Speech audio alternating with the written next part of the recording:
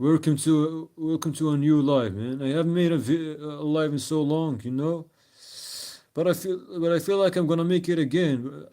I tried to make a live like a few weeks ago, I think, maybe just a few days ago.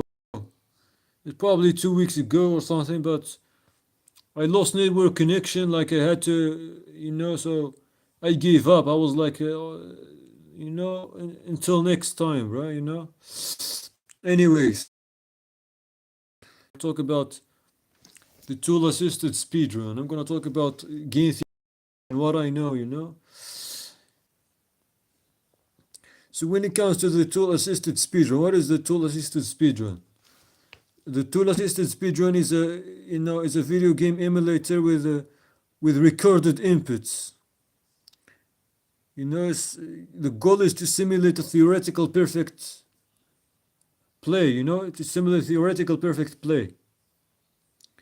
Yeah, it's a video game simulator with precise inputs to simulate perfect play. It goes beyond like a human capability, precision. Anyway, so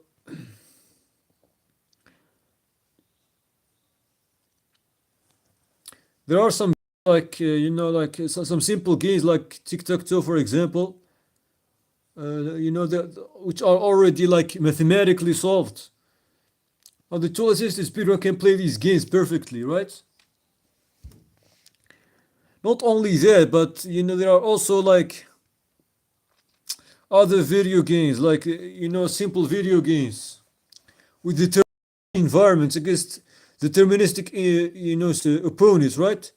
Deterministic CPU opponents. For example, in the deterministic environments, we got for example, we got Super Mario Bros.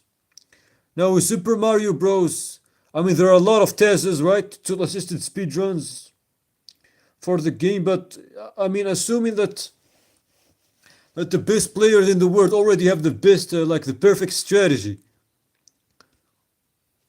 Then the test is already at about the theoretical play. Maybe a few, very few, but few like 1 or 2 milliseconds behind, because like the calculated like mathematical perfection is not cannot be like achieved because the game registers actions every input. I mean, that could be the case. I mean, I don't know. Like, I mean, it could be the case, but so it's a game constraint rather, right? But if we assume that the best players in the world already have the best strategy, then the tool-assisted speedrun is very close from theoretical play. It's extremely close, as I said, if not the theoretical play itself. If it's like 100 milliseconds behind, then it's not the perfect strategy. Something is wrong. So that's the thing. You get what I'm saying? With the Super Mario Bros, I think that with the legal rules, like within the speedrun community, I think is man, the legal rule. I haven't talked like this in so long, man. I think the legal rules within the speedrun community. I think if we obey the rules, what is the 254, right? Is it 254? I think that's the time, right? Yeah, so it's like 254, 265. Whereas like the world record by Niftsky, right? Niftsky, the world record is 254, I think. 400. I think it just reached there recently. Recently. Anyways, let's see. Let's see Super Mario Bros. World record.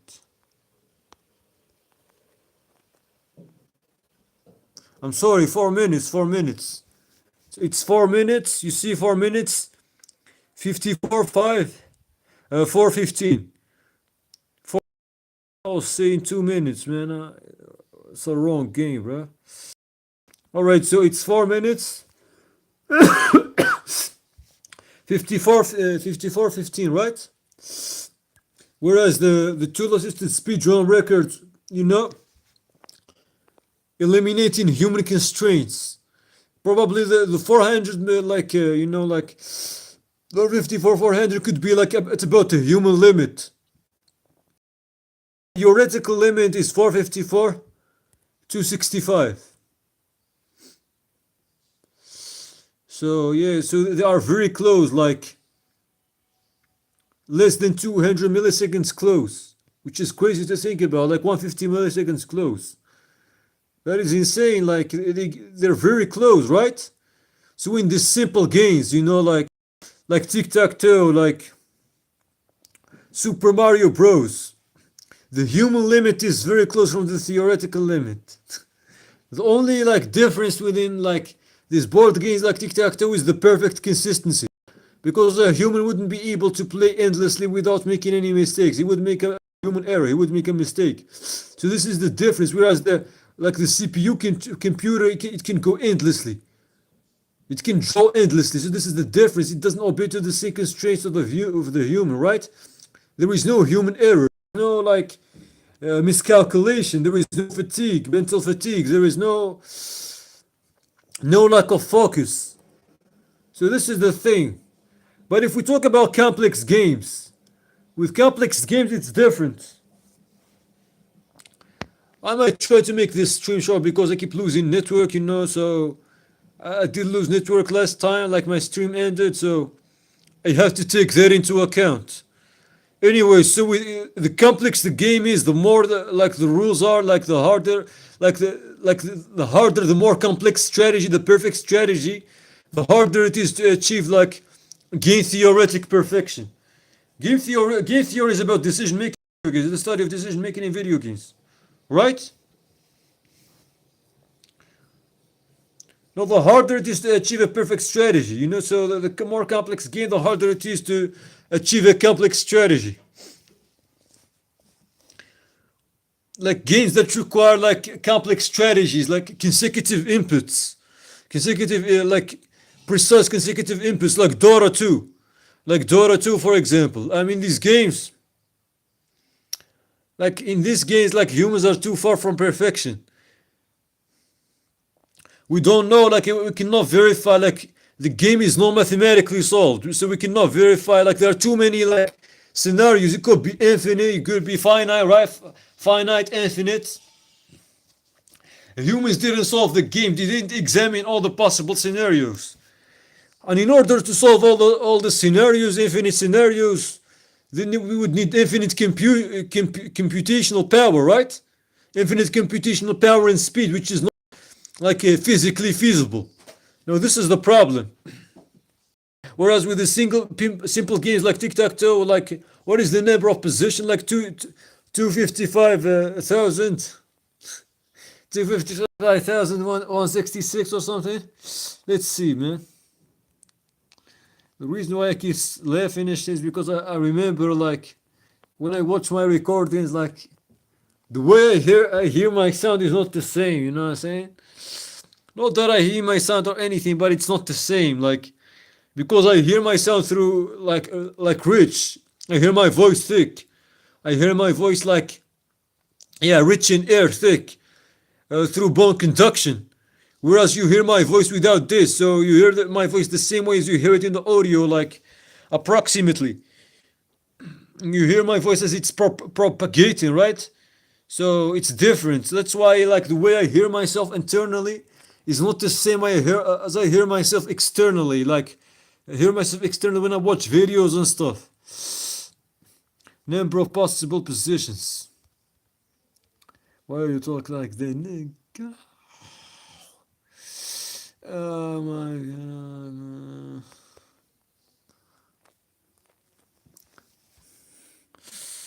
What? What is the 255? Now, what is the 255? What is the 255? Honestly. 255 186 is recognized total number of possible distinct games. Is the number of possible games. So this is the number of the possible games, right? What is the difference between the number of possible games and the number of possible positions?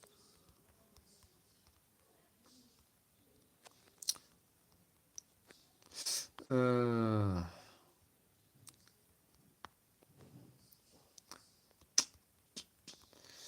um,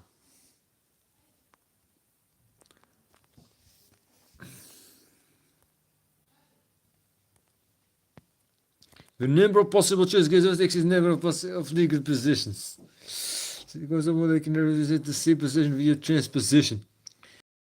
Simply the static arrangement of pieces, while gains are the exponential that unfold in and often within the sequences leading to them. So it's the sequences leading to them, right? While games are the exponentially higher unfolding and often redundant sequences leading to them. Legal state. So is it about the legal positions?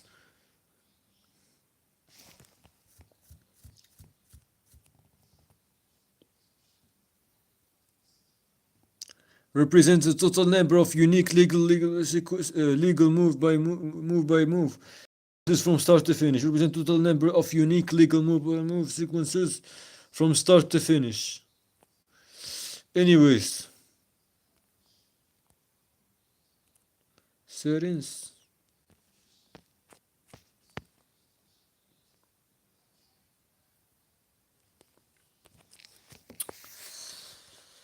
I have this habit of deleting history every time, but anyways.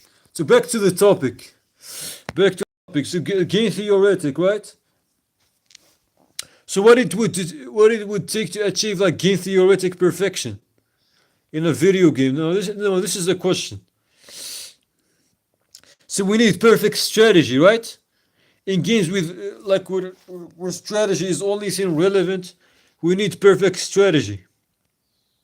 So it's always like what can I say? In a sense, like in some games, like the perfection is about solving the game. There is no like relative to the player's abilities, right?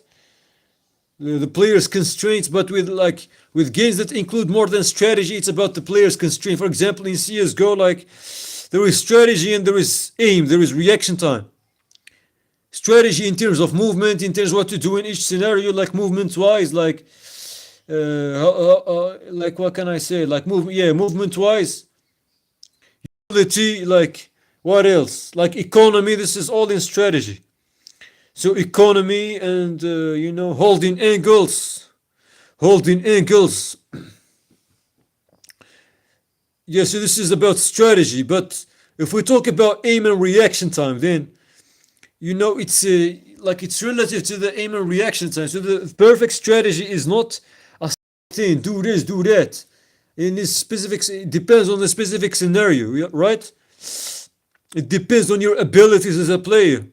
Because the perfect strategy for someone who has for a task who has 0 milliseconds reaction time, even though the game might not allow 0 milliseconds reaction time, the reaction time may be based on the tick, right? So my point is that the perfect strategy for a player who has 0 milliseconds reaction time and perfect aim not in the sense of hitting every shot 100% accuracy, but perfect aim in the sense of being able to control the deterministic weapon recoil, right? The random spread cannot be controlled, it cannot be predicted, it's unpredictable. It could be either truly random or deterministic, pseudo-random. It appears random, right? But it's mostly deterministic, it's pseudo-random. But it cannot be predicted. That's the thing.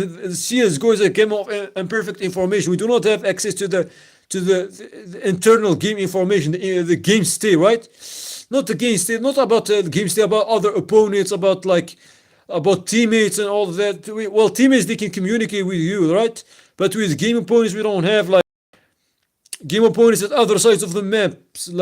Without teammates communication, we don't know anything about them, right? So it's not about that. It's also about hidden game of information. For example, as I said, the random spray pattern. For some weapons, the spray pattern differs whether you depending on jump, depending even while standing, while crouching. So it's not 100% accurate. The shooting is not 100% accurate. There is a red.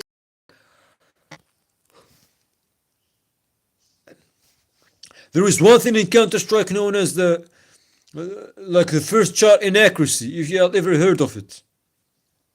Sometimes your first shot is inaccurate until the second one, even if the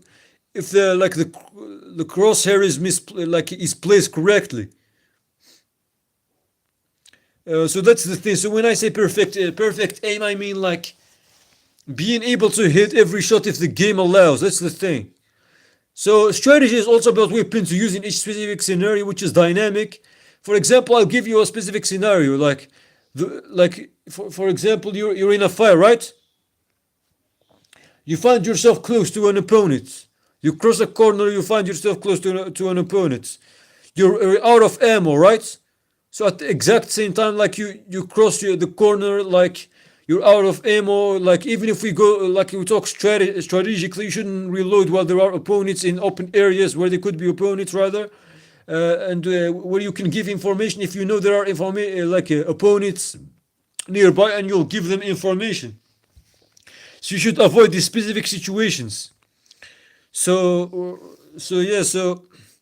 in my scenario, like if you cross a corner, like you're out of ammo, you have to reload, and there is like an opponent nearby, like exactly where you are, in a knifeable range, would you switch to the secondary or would you switch to the knife? You're gonna die anyways, right? So you have to fight. You have to take the chance. Now, if you switch to the secondary, then unless you have like an eagle, then a deagle, sorry, then one shot is not enough, right? I mean, in most cases, it depends on the, like, for example, if you have a one shot like headshot kill, right, pistol, then yeah, it's safe. And it's a first round, then like the opponent is guaranteed not to have like a helmet, then it's safe. But in the situation where you have like a Glock 18, for example, you have a Glock 18. A Glock 18 is known not to headshot with one, not to kill with one headshot, right? Even if the opponent doesn't have a helmet.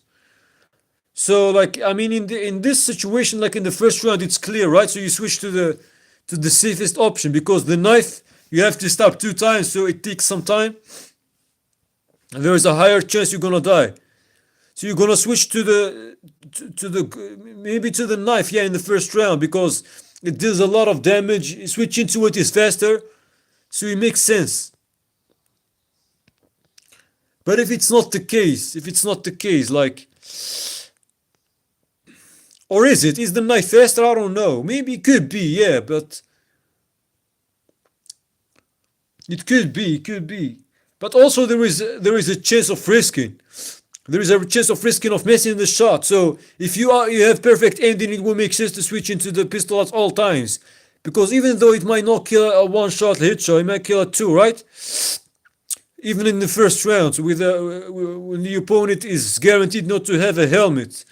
So switching is safer if you have good aim. So if you can hit the shot, like if you trust yourself, you can hit the shot, you have the skill, then switching makes sense. But if you don't, there is a risk you will miss. You're not mechanically skilled enough, then it would perhaps make sense to switch to the knife. Whereas in the later rounds, I would say that it's way riskier to switch to the Glock 18 or any pistol that kills in 2 shots, because the opponent might have a Kevlar. We don't know. There is imperfect information, right? But if we're going by the perfect strategy, we have to take into account everything, right? We have to take into account all the possibilities given information, and we know that after the first round, there is a chance that the opponent has a helmet. So it would make better sense to switch to the knife in that case, in close proximity, in a knifeable range, without not having it too much higher of a scale, right? Unless you have a deagle that can one shot, then it's worth the risk for the skill player, right? Anyway, so this is just an example to illustrate that the best thing to do in each scenario, the perfect strategy, is dependent on the scenario, is dependent on the situation, is dependent on given information, like how much time there is in the round, depending on your skill, the constraints, the scenario, proximity, because everything I said is based on close proximity. But if the opponent is near, but is not like in a range that is knifeable, like it's not close, he's not close enough, he's not knifeable, then it would make sense to switch to a pistol. We got someone watching, anyways. Anyway, so it would make sense to switch to a pistol, right? Because even if you cannot hit the head, you can aim for the body, it's safer, but you get the idea. There is less risk. There is no other chance either in that situation, because you either fight and die or you die anyway. So you'll take the risk. There is a chance that you're gonna kill the opponent. Whereas if you just try to escape, then you will die. So it's 100%. So you always take the probabilistic approach. Rather than the absolute approach, definitive approach that you will lose. Probabilistic approach of winning than the absolute outcome of losing. Anyway, so this is just to illustrate the game theoretic perfection. Now the tool assisted speedrun is far from there are different ways. There's hourglass, right? There is BizHawk for the NES, right? So for tool assisted speedrun for the NES, the PCSX, right, for the PlayStation 2. PlayStation 2 emulator for emulating PlayStation 2 games.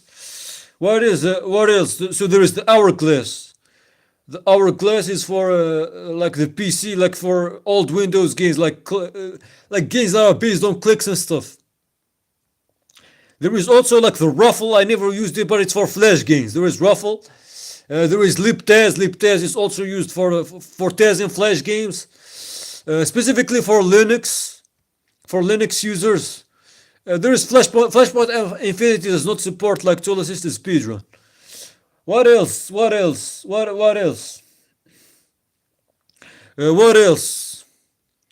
don't know. I think this is what I know of.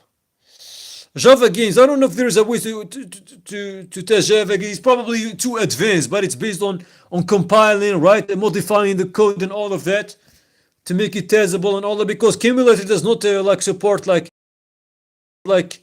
testing. I don't know. Using cheat engines to slow the game. I don't know. You get what I'm saying? I don't know specifically. Does it support testing or not? I'm not aware of that. Anyway, so this is the point is that the tool assisted speedrun it can only achieve theoretical perfect play given a perfect strategy, and in a deterministic opponent against in a deterministic environment against a deterministic opponent, against unpredictable opponents like humans that break the script, right? That can go outside of the script, because the tool assisted speedrun is based on scripted inputs, right? On recorded inputs. It just follows a script, executes a script with perfect precision, perfect mechanical skill, right? The mechanical skill is about the movement, the inputs, precise inputs. It's about the aim, what y'all call aim, right? So the instant reaction time. So this is the mechanical skill. So it's about perfect precision in a deterministic environment, of a perfect strategy in a deterministic environment against a deterministic opponent. If you change the environment, if it's against unpredictable opponents, if the environment is not deterministic, it changes every time, then it's a problem. If it's truly random, then it's a problem. And even if it's truly random, even if we talk about the opponents, right? The real player opponents in a video game, for example, in Fortnite and CS:GO. Now these people are unpredictable. Whether they are truly random, what they do is undetermined, really undetermined or determined. No, this is a matter of debate, right? Because truly random is undetermined. What appears to be random is actually pseudo-random. It's deterministic. And deterministic at things that can be known. Right? With perfect information. This is the reason why the test knows, like, it's omniscient of the, it has full knowledge of the system. That's why it can predict the CPU's movements. It can play optimally against the CPU opponents in video games. It's because it has full information. It has perfect information. So this is the thing. Humans don't have perfect information, right? So humans don't have perfect information in like the tool-assisted speedrun. But when you have perfect information in a game that doesn't allow perfect information, you're actually breaking the rules. Why are you breaking the rules? Because you don't have the same constraints as the constraints that the player has.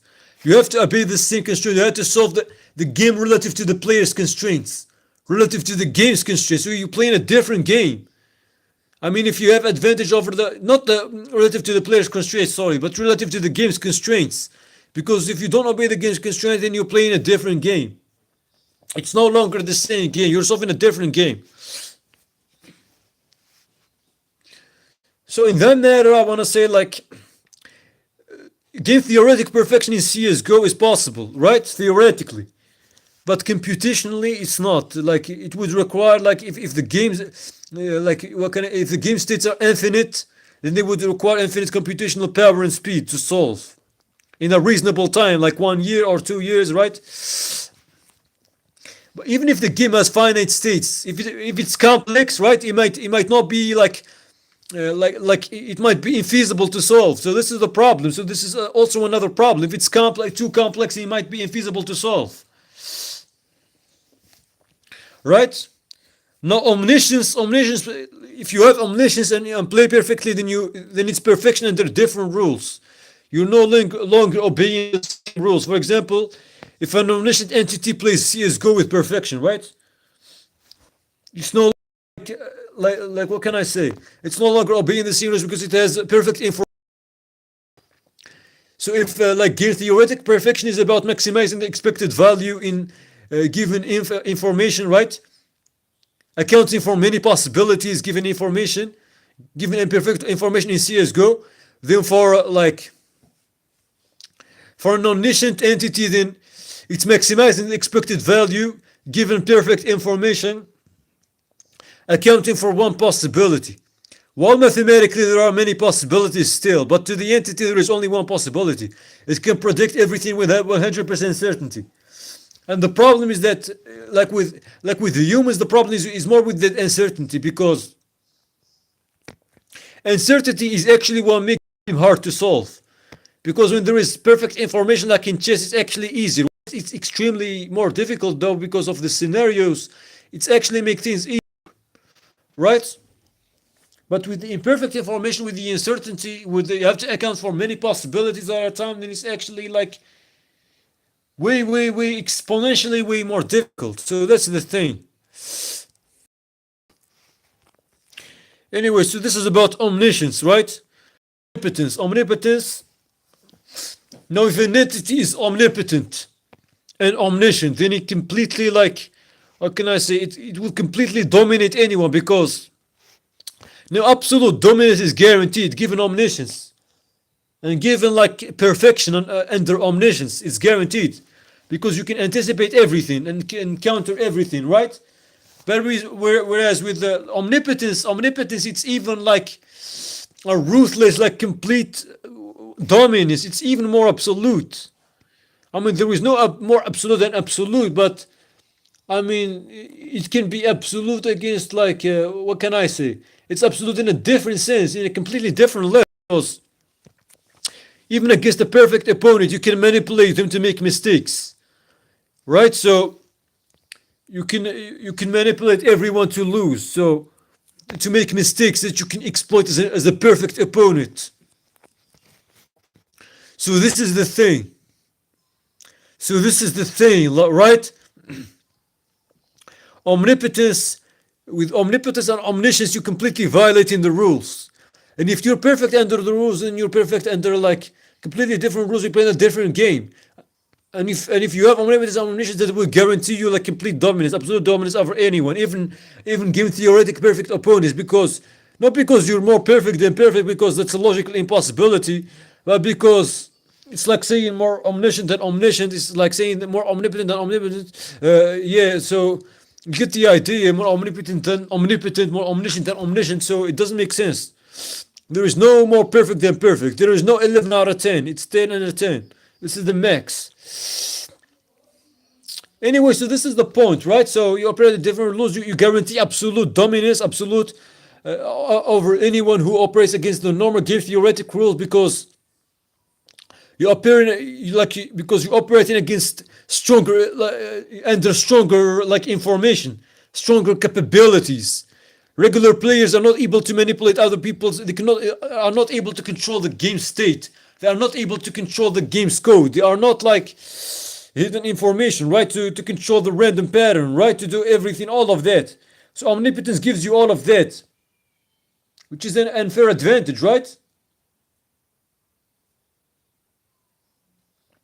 And what I mean by an unfair advantage, an unfair advantage is that, I mean, it gives you like a massive advantage that no opponent's skill can ever counter. So skill becomes irrelevant. They cannot counter it with skill. That's why it becomes what can I say? Skill is irrelevant. That's why it becomes like unfair. Because unfairness is about like it's not about something being like it's something about being hard, but not difficult. Because difficult is about acquiring high skill. Whereas unfair, yeah, it's hard, right? It can be labeled as hard, but it's about failing due to outcomes like failing because due to outcomes that are completely out of your control. So there is no player like agency. Players' actions like skill they are not controlling the outcome. So this is the problem. This is what unfairness is about.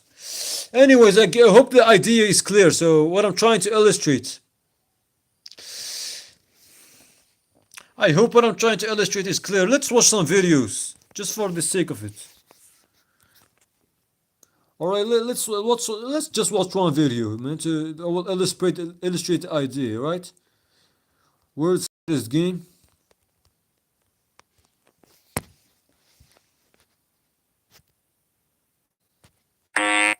No, a quick story. No, the game was made by I think a student, right?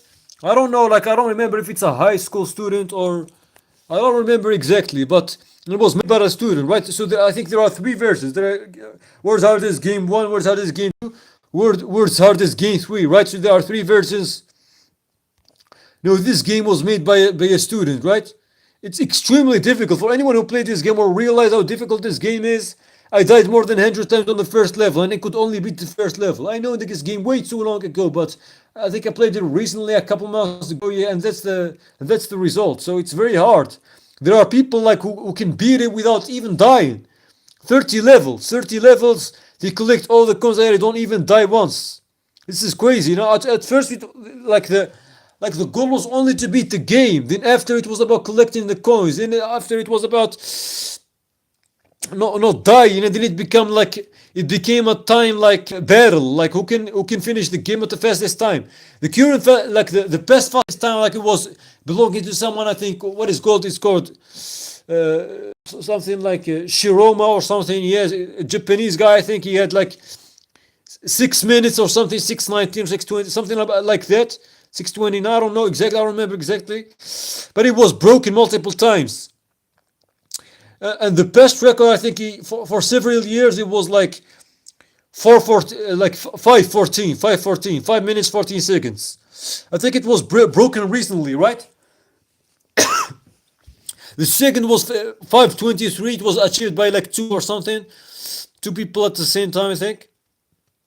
So there is like a big gap, like 9 seconds. Recently, it was broken. The record is 5:11. No, the test record is 4:57. You know, they're very close from the test. So yeah, but from the theoretical, given if their strategy is perfect, right? So they're very close from the theoretical.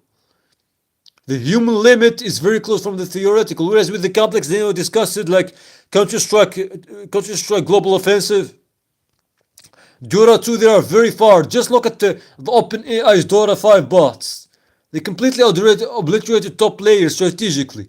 I think in online servers, they played in online servers, the win rate is about 99.9%, which is crazy to think about. It just shows the big difference between the AI limit and the human limit. The human limit is biological, right? It's about memory, it's about like reaction time, it's about precision. But with the but with the AI, it's more about the computational. It's a computational limit. It's a physical limit. Computational power and speed. It's about the algorithm like quality. So this is what about it. It's the AI limit is growing like far faster. So it's closer to, in a lot of cases, it's closer to the theoretical limit. Or in simple games, like they are equal. The human limit, the theoretical limit, and the AI limit are equal, like in games like in tic-tac-toe, like you get what I'm saying. So they are equal in a sense, about equal in Super Mario Bros. So, but like you get the idea. But as the game complexity grows, the gap between the AI limit and the human limit, like the human limit, the AI limit, and the game theoretic limit grows. The AI limit is closer to the game theoretic perfection. Like usually the AI limit is closer to the game theoretic perfection than the human limit is closer to the AI limit. So this is what I'm gonna say.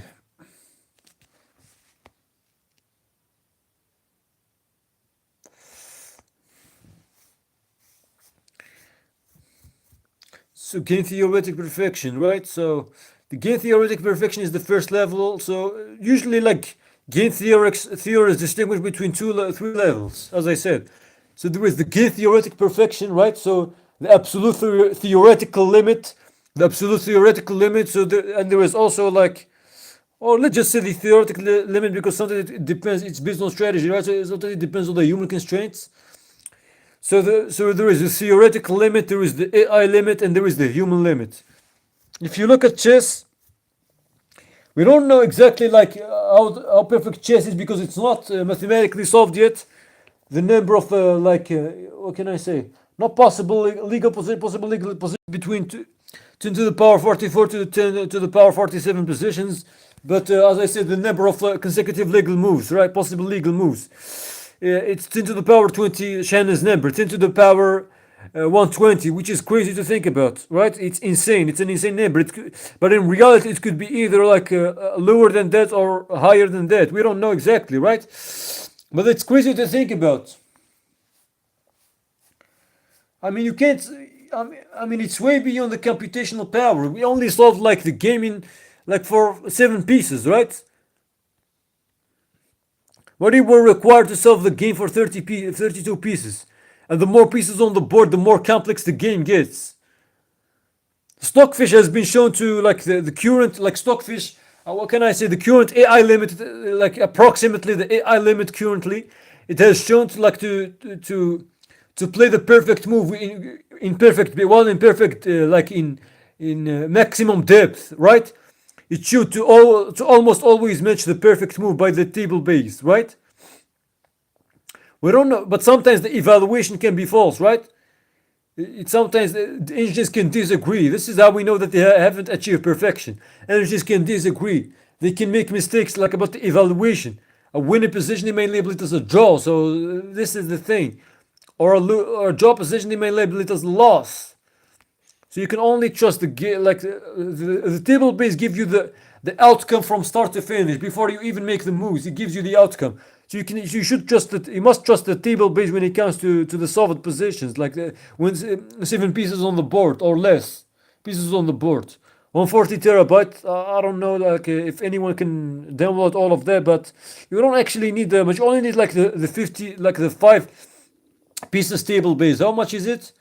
1 gigabyte or something, probably. I don't know, like something like that. Yeah, I downloaded it with something like that, about something like that.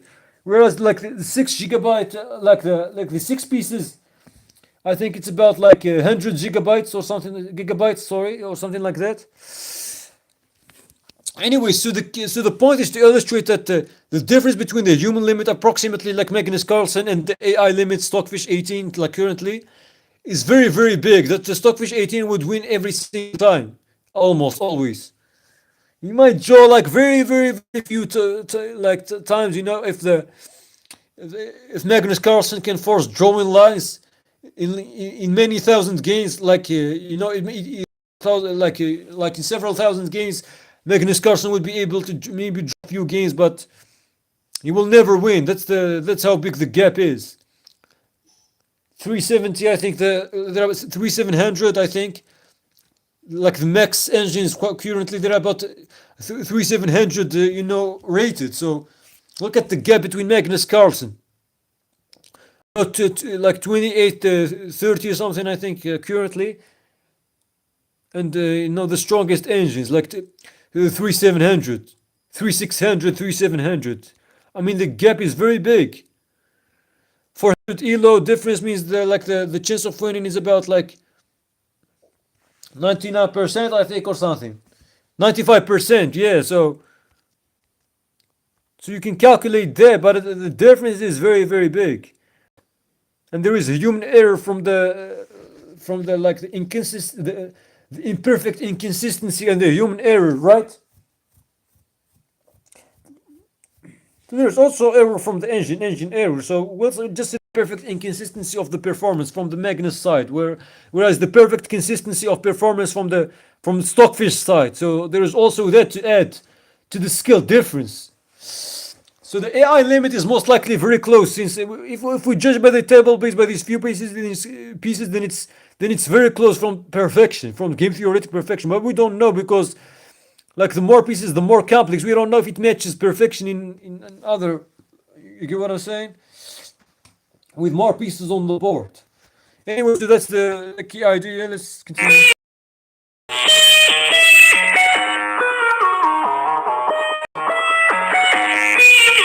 This is extremely difficult, bro. Like it requires insane precision. This is a test doing it with perfect inputs beyond the human ability. Look at precision, bro. And this guy had really some jokes, really. Had some really good jokes, right? The one who made this game.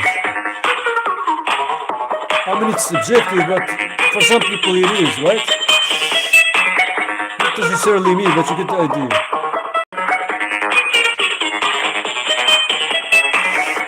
Don't get dizzy now. 6 out of 30.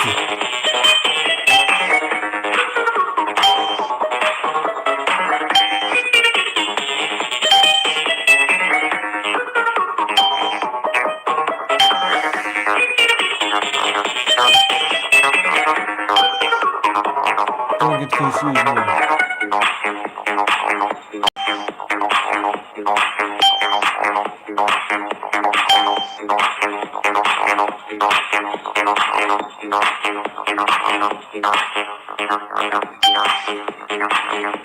For the viewer, this might look easy, but if you really try the game, then you would understand how difficult this is, how much practice and precision this requires to master. Yeah?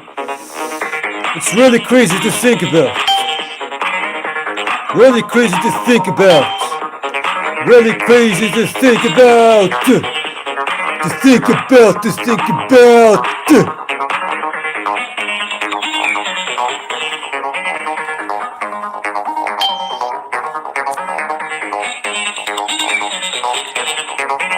Well, look at this, bro. This is what you easy series and this is hard. Look at your chicken here.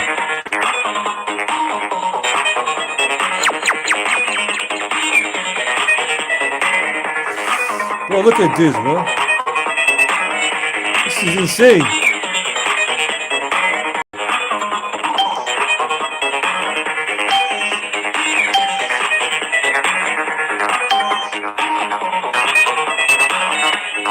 Let's skip a bit. Let's skip a bit.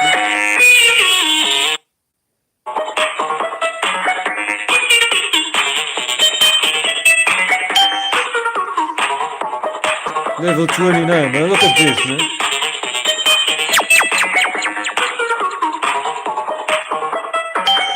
One thing I forgot, I just remember, I forgot to mention about the game theoretic perfection.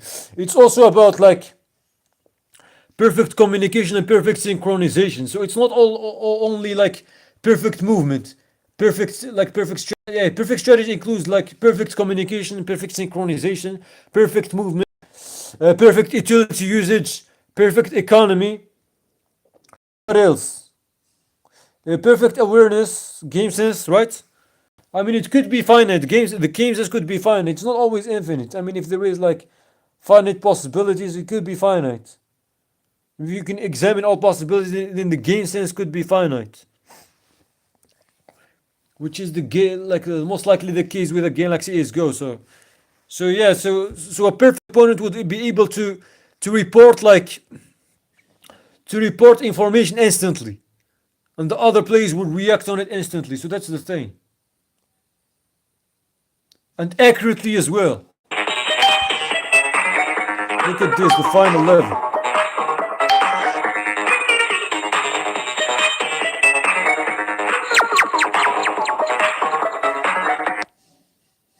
Anyway, so that's the video. Anyways, so before I end this stream, I want to say something. I really want to say something. No, the reason why I talk about the tool assisted speedrun game theoretic perfection is because I want some people, like if there is anyone who can make an actual tool assisted speedrun, then I want them to make a tool assisted speedrun for two games. The first game is this one. It's two, it's a flash game, right? It's a flash game. If it's possible, like if you can make a test for this game, then I would really appreciate it. The second game is this. I already talked about this multiple times. Cannonball Confederation Championships.